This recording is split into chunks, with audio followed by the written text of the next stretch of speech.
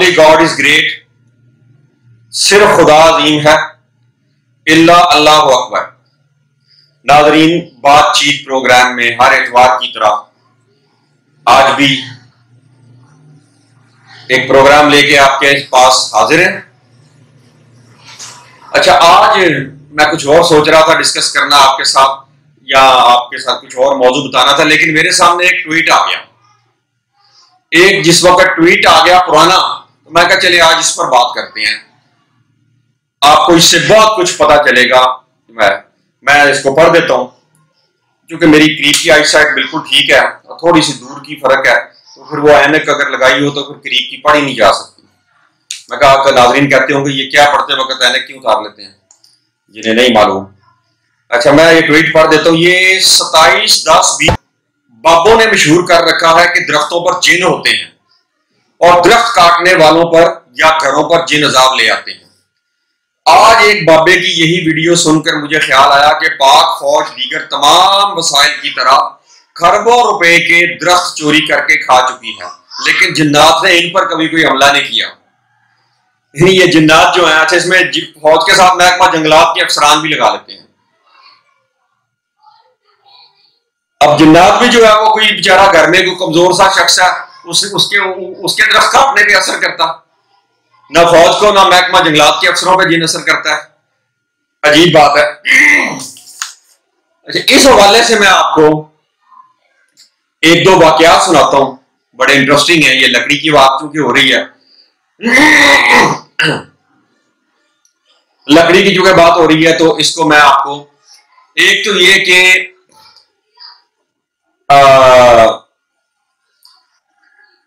हाँ याद आया, एंटी करप्शन ने एक फॉरेस्ट ऑफिसर पे पर्चा को दर्ज किया। बहुत पुरानी बात है, कम से कम 10-12 साल तो हो गए होंगे। मैं एक कोर्ट में खड़ा, वहां पे हियरिंग चल रही इस केस की। तो खैर जब वो केस खत्म, यानी डेट डाल दी जज ने, तो जज ने उस ऑफिसर को कहा मुझे ऑफ द रिकॉर्ड बताओ असल बात क्या है। हजारों दरख्त चोरी हुआ है जंगल से, तो तुमने ये क्या मामला क्या है? तो वकील बोला सर मैं बताता हूं, ये तो सरकारी मुलाजिम मैं बता नहीं सकेंगे, ऑफ द रिकॉर्ड मैं बताता हूं। उसने कहा कि हुआ ये कि अचानक फौज के ट्रक आ गए, आगे तोप लगाई हुई, उन्होंने तोप भी आ गई, बड़े बड़े ट्रक भी आ गए, बड़े बड़े इलेक्ट्रिक कटर्स भी ले आए, और तेजी से उन्होंने हम जंगलात विभाग के ऑफिसर को कहा कि आप पीछे हट जाए, और आर्मी ऑपरेशन है। तेजी से वो दरख्त काटते गए और ट्रकों में लोड करते गए। काफी लंबा उन्होंने ये सिलसिला जो है जंगल का किया। खैर एंड पे उस ऑफिसर ने कहा जनाब मेजर साहब, उनके कोई इंचार्ज को बुलवा के मुझे इतना तो बता दें आप कौन सी आर्मी के किस शोबे से हैं, किस विंग से हैं। उन्होंने कहा बस ये रास्ता बनाना था, यहां से इमरजेंसी में तोपें गुजरने की जरूरत पड़ सकती है। ये चले गए। उस ऑफिसर के स्टाफ ने कहा ये जो पतले पतले छांट के दरख्त फेंक गए हैं उसका क्या करना है, हम बेच लें। उन्होंने कहा तुम बेच लो। इन्होंने वो कोई रेडियो मंगवाई और वो किसी एक जिससे इनकी सेटिंग थी टिम्बर वाले से, उसको दे दी। टिम्बर माफिया आपने सुना होगा, उसको दे दी। अब वो जो चोरी करके गए थे फौजी दरख्त, उन्होंने एक बंदा छोड़ दिया कि बात करो ये बाकी दरख्त कहां बेचता है। जब इन्होंने जिस जगह बेचा वहां उन्होंने एंटी करप्शन रिपोर्ट कर दी कि इंटेलिजेंस को पता लगा या आईएसआई को पता चला कि इस ऑफिसर ने इतने हजार दरख्त काट के बेच दिया। अब वो बेचारा रोता फिरता कोर्ट में कि जनाब बात असल में ये थी, मैं तो रहत खूंद जड़ा सी वो हमले को क्या बेच के तुसी खा लो, असल दरख्त तो ये ले गए फौजी, और उनका ड्रामा देखे क्या तोप ले आए और लेके वो बड़े बड़े ट्रक ले आए और सिविलियन के ऊपर बचा खुचा वो डाल के उसको क्या दिया क्या हिस्सा जो बेकार था, और फिर केस भी उस पर डाल दिया। यही इसका जीएचक्यू का और हमारी एस्टेब्लिशमेंट का ये तरीकेकार है। अच्छा, ये वाकया एक दिन मैं टेलीफोन पे किसी को सुना रहा, दोस्त को ऐसे एंजॉय कर रहे बात, तो मेरे पास एक मिस्त्री लगा हुआ था, कंस्ट्रक्शन कर रहा था, उसने कांडी फेंकी, मेरे पास आ गया, कहता सर एक बात मैंने भी आपको बतानी है। मैं कहा बताओ। कहने लगा हमारा गांव बॉर्डर के करीब है, हम वहां बैठे थे एक दिन शाम के वक्त, हम बैठे थे 25 लोग बैठ के ढोलक बजा लिया, घड़ा बजा लिया, गाना गा लिया। तो शाम का टाइम था, एक हिरन आया भागता हुआ, हमने पकड़ लिया हिरन को और क्या हुआ कि इसको हलाल करके खाते हैं। अभी हमने टोके शोके छुरियां मुड्डी ये चीजें अरेंज की, इतने में एक फौजी जीप आई, उन्होंने एकदम से पहुंच के कहा तुमने हिरन पकड़ा हुआ है, हम दोपहर से इसके पीछे हैं, इंडिया से ये आया और तुमने ये हिरन पकड़ लिया और तुम्हें तो छोड़ेंगे नहीं। बार उन्होंने हाथ पांव जोड़े, जनाब खुद ही आगे, हमने क्या किया? अच्छा क्या करने लगे थे जी? हलाल करके खाने लगे। करो हलाल, हलाल करवाया गांव वालों से, उसका गोश्त बनवाया, गोश्त और खाल जीप में रख के ले गए, सिरी पाए इनको देंगे कि आप पकाओ और खाओ। अब जब सिरी पाए वो पका रहे हैं, उन्होंने सोचा चले तबरक दो हिरन के सिरी पाए को एंजॉय करेंगे, वो खा रहे हैं कि पुलिस आ गई। पुलिस ने कहा भाई आर्मी ने रिपोर्ट किया इंडिया से जो हिरन आया था तुमने चोरी किया, और उन्होंने उनको पकड़ा और बरामद की हड्डियां, सिरी पाए बरामद किए, थाने ले गए। थाने जाके डिप्टी भी पहुंचा हुआ था, डीएसपी ने एसएचओ को कहा इनसे गोश्त पूछो, ये सारे कहे वो तो फौजी ले गए, इन्होंने बकवास करते हैं फौजी ले गए, उन्होंने तो रिपोर्ट किया है, हमें इनको इंफॉर्मेशन दी है, सीक्रेट रिपोर्ट के नाम से इंटेलिजेंस एजेंसियां दे के फ्रॉड कराती हैं। जैसे एक डीजीएमआई ने मेरे खिलाफ सीक्रेट रिपोर्ट आईबी में भेजी थी, इसमें एफआईए में केस के लिए। अच्छा, वो सीक्रेट रिपोर्ट पे जब पुलिस ने बहुत मारा उनको, 18, 20, 22 लोगों को या 25 थे, सबकी जब बात एक ही रही तो वो नतीजा ये निकाला पुलिस ने कि ये ठीक कहते हैं, गोश्त और खाल वो ले गए, इनको वाकई सिरी पाई दे गए थे। यही परसेंटेज है इनकी कि सियासतदानों को सारे बड़े बड़े प्लान फ्रॉड के वहां बनते हैं जीएचक्यू में, इनको फ्रंट रखा जाता है, इनकी अपनी टीमें हैं सारी, ए टीम का को आगे ले आए, बी टीम को ले आए, सी को ले आए, कभी पिछली टीमों में से बंदे सारे तोड़ के मैनेजर इमरान खान नया लगा दिया, फिर देखा इमरान खान कुत्ता कुत्ता हो गया और आगे एक आईएमएफ का जो प्रेशर है उससे अपना ये घोड़ा भी गंदा नहीं करना, तो पुराने घोड़े को कहा चल तू आगे आ शबाज, तू बाबा गंदा हो गया है, नाले तेरे से पर्चे भी ने, वो बेचारा आया, आके उसने अपने आप को कुत्ता कुत्ता कराया। तो ये इनका तरीका है। एक और मुझे बात करते हुए वाकया याद आ गया, जब मैं कॉलेज पढ़ता था तो एक बड़ा अच्छा सा हेयर जो कटिंग करवाने जाया करते थे, मेरी बड़ी शुरू से एक बड़ी छोटी सी कटिंग होती थी, साइड प्रॉपर कटिंग। ये तो मैंने अब ये जो कह दो 3 साल से फौज ने किया हुआ, इससे कुछ देर पहले कटिंग करानी इत्तेफाक से छोड़ी हुई थी, बाकी फिर अंदर रह के बढ़ गई तो कटिंग ना कराई, तो वो फिर अपना 2-3 दफा मैंने सोचा इनको काट लिया जाए बालों का, पर वालदा ने रोक दिया, उन्होंने कहा नहीं अच्छे लग रहे हैं नहीं काटना, तो उनकी वजह से मैंने रोक दिया। अच्छा, वो हुआ क्या, ये कटिंग कराने जाया करते थे जिसके पास, तो वो जो हेयर कटिंग करता था मैट्रिक से थोड़ा पढ़ा हुआ था, शायद मैट्रिक ऐसे किया हुआ था, साथ उसने लेडीज का बना रखा था और साथ अपना जेंट्स का, मैं उससे कटिंग कराता था। अब मैं चूंकि मेरे फादर की जब डेथ हुई मैं नाबालग था, छोटा था, लेकिन मेरे फादर चूंकि बहुत सोशल लोगों के काम करते थे, जो आ रहा है उसके लिए फोन कर रहे हैं, पुलिस अफसरान को, इंतजामिया को, लोगों को, तो मैंने भी थोड़ा सा घर में यही स्टाइल रखा, लोग आके बैठ रहे हैं फोन कर रहे हैं, तो मेरे तलकात अपने से बड़े लोगों से और अफसरान से बड़े बन जाते थे।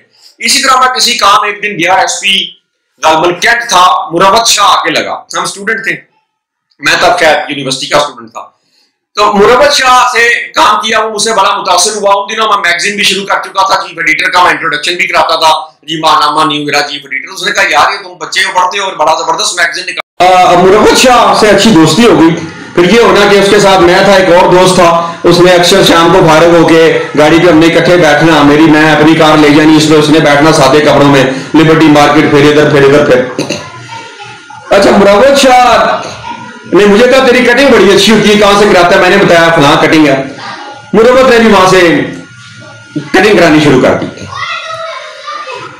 कुछ अरसे के बाद अच्छा एक दिन वही कटिंग करने वाला जो था हेयर ड्रेसर, वो मेरे घर आया और उसने सब इंस्पेक्टर पुलिस की वर्दी पहनी हुई। मैं पुलिस में लग गया, मुरवत शाह ने मुझे पुलिस अफसर लगा दिया। मैं कहा बड़ी बात है, सब इंस्पेक्टर, तुम मैट्रिक क्या, तुझे कैसे लगा दिया? नाई ये कटिंग करता है तो ये कैसे लगा दिया उसने? उसका एक एग्जाम होता है, उसका एक सिस्टम होता है, एसपी नहीं कर सकता ऐसे एक साल का। वो खैर बाद में पता चला वो रजाकार जो रखते हैं उसको जरा 2 फूलों वाला रजाकार बना लिया, सीनियर साहब, वो काम किया। कुछ देर बाद उसकी ट्रांसफर हो गई आईबी लाहौर में, मुरवत शाह की। तो हमने देखा कि उसने कटिंग का अपनी दुकान भी बंद कर दी, उसके बाद छोटे छोटे कारोबार कर रहा है और बड़ी माल कमा रहा है, कभी कहीं। खैर वक्त गुजरा, शाह साहब कहीं और चले गए, मेरी शायद किसी वजह से उनसे किसी बात से मिसअंडरस्टैंडिंग से नाराजगी हो गई मुरवत शाह से, तो ये अभी आईजी रिटायर हुआ कुछ साल पहले, 2002 की बात है। वही कटिंग वाला मेरे दफ्तर आया जिससे मैं कटिंग कराता था। बैठे बैठे बातचीत हुई, मैं कहा बड़ा बाल कमाल गया, बड़ा तेरी डैश बदल गई, तेरी बातचीत बदल गई, गाड़ियां वाड़ियां रखी हुई हैं। कहता मैंने एक जमीन भी खरीदी फार्म हाउस के लिए। मैं क्या कर रहा है? कहता बस आईबी में शाह साहब ज्वाइन करा गए थे मुझे टाउट के तौर पर जैसे रख लेते हैं, तो मुझे वहीं से इंफॉर्मेशन मिल जाती है फलां जगह फलां काम हो रहा है, तू भी दिहाड़ी लगा ले। तो मुझे कहता मियां साहब मैं थानू तो दसना दिहाड़ी लानी है। मैं कहा क्या? ये बात मैंने आपको इसलिए सुनाई है कि बात दरख्तों की चल रही थी। उसने बताया कि एक रिटायर्ड जनरल उससे तलकात वहां पे जाके मुलाकात की है। वो ये करता है कि 2 लाख रुपए में पर्ची देता है आपको लिख के अपना सादा साइन करके। इधर टिम्बर माफिया से कहता है मैं बात कर लेता हूं, जिनसे भी जनरल की सेटिंग है वो ऐसे ही है, वो बात कर लेता है जनरल। अच्छा वो ये मतलब 2 लाख की पर्ची ली उसने। अब वो शुमाली इलाका जात में और मनसेरा में या KPK में या जहां जहां भी जंगलात हैं उसने वहां जाना है, ट्रक भरना है। बात तय कर गया कि इतना बड़ा ट्रक जो है अंदाजन फलां लकड़ी का मैं लेके आऊंगा। तो मसलन टिम्बर माफिया ने कहा उसको कि 5 लाख में लेंगे। अब 2 लाख जनरल को दिया, पर्ची लेके चला गया। वहां से लेके लाहौर आने तक कस्टम क्या इंटेलिजेंस क्या किसी ने भी उसको नहीं रोकना। यह थी जनरल साहब की पर्ची का कमाल। तो कहता वो फिर मैं 5 लाख में आके ट्रक बेच देता हूं। तो ये इस मुल्क में लूट मार सारी। आप देखें कभी मछली का शिकार करने जाए, जहां जहां फौजियों की रेंजर्स की ड्यूटी होगी, आप लाइसेंस लेके जाए फिशरीज से, वो कहेगा नहीं जी कोर कमांडर साहब ने बंद की हुई है। उसको फिर आप 500,000 रुपया दें तो फिर 2-4 घंटे फिशिंग कर ले, मछली पकड़ी गई या नहीं पकड़ी गई। लाइसेंस आपका फारिग है, लाइसेंस आप बनवा के दें। फिर वो जो ठेकेदार जिनको जाल का लाइसेंस मिलता है, कभी उनसे कहानियां सुने कि मछली सारी कहां जाती है। अब कोई लूट मार में ऐसी चीज नहीं है कभी। ये परिंदों का और ये कुदरती वसाइल जितने हैं इसी का हिसाब करना शुरू करें तो आप अंदाजा नहीं कर सकते कि पिछले 60-70 साल में अरबों को बाज कितने का बेचा है इन्होंने पकड़ पकड़ के फौज ने। वहां 5-5 करोड़ का बाज बेचते रहे हैं, कोई हिसाब नहीं। वो सब कुछ इन्हीं के लिए है। वो किसी ने बड़ा प्यारा नगमा जो है ना वो गाया, मैंने अपने एक प्रोग्राम में भी लगाया था, ये वतन तुम्हारे लिए है या क्या, ये वो बड़ा अच्छा उसने वो जो है गाया। चले बात खत्म करते हैं।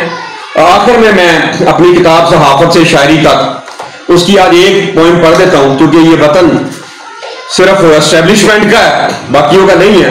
एक पोइम है मेरी 26 नंबर सफे पे, सहाफत से शायरी तक जो किताब है, मेरा वतन ना ये तेरा वतन। पहला ये शुरू करता हूं जी शेर।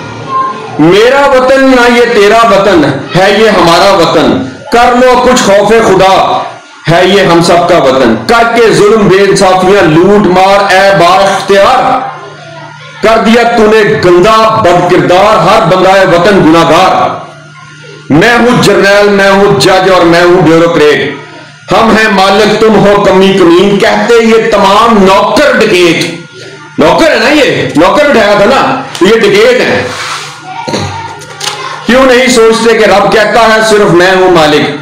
वो जब वो देगा जहन्नम फिर ना तो जर्नैल ना जज और ना ब्यूरोक्रेट। मेरा वतन ना ये तेरा वतन है ये हमारा वतन, कर लो कुछ खौफे खुदा है ये हम सबका वतन। तो इसके साथ नाजरीन एक और भी मेरे ज़हन में थी कि थोड़ी सी आपको एक और भी वो सुनाई जाए, मेरे अब ज़हन में नहीं आ रही कौन सी थी। बहरहाल मैं देखता हूं कोई एक और भी आपको इसमें से सुना दी जाए। 43 नंबर पोएम है, पेज 100 है। ये वैसे ही जरा आपको शुगल के लिए सुना रहे हैं। इस पोएम का उन्वान है स्वर्ग नर्क।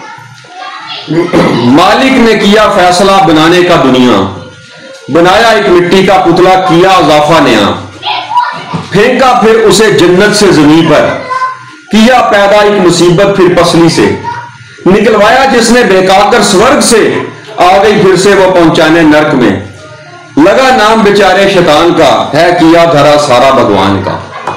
तो मैं कहा चले इतनी सीरियस बातें नहीं है, कुछ लाइट सी बात भी हो जाए। तो